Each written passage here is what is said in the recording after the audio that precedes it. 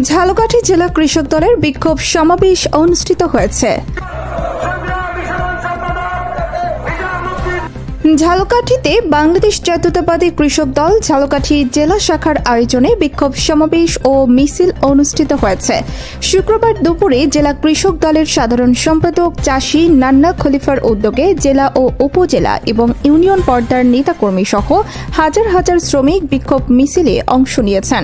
এ সময় উপস্থিত ছিলেন জেলা কৃষক দলের সিনিয়র সহসভাপতি রিয়াজুল ইসলাম বাচ্চু, নলছিটের কৃষক দলনেতা আলহাজ শামীম মল্লিক, মিন্টু, মোহাম্মদ হারুন, মোহাম্মদ নূর হোসেন, হাবিবুর রহমান, মোহাম্মদ সবুজ আকন, মোহাম্মদ রুবেল, মোহাম্মদ আনোয়ার হোসেন, মোহাম্মদ নয়ন মুন্সি সহ উল্লেখযোগ্য নেতৃবৃন্দ।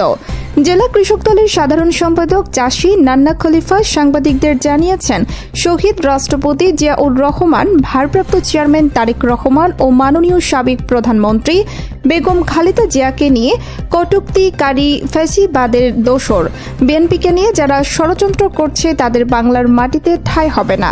তারা দিল্লি অথবা পিন্ডিকে ষড়যন্ত্র করতে পারেন, এদেশের মাটিতে দুষ্কৃতিকারীদের স্থান হবে না। ঝালকাঠি জেলা কৃষক দল ষড়যন্ত্রকারীদের দাঁত ভাঙা জবাব দেবে ইনশাআল্লাহ।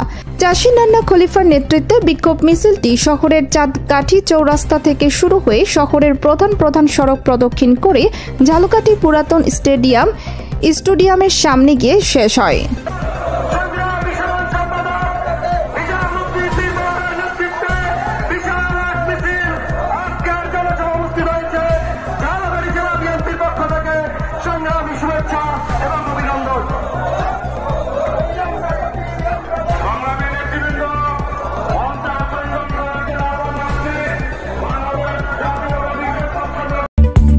দৈনিক যায় যায় বেলা, সত্যের সন্ধানে সারাক্ষণ।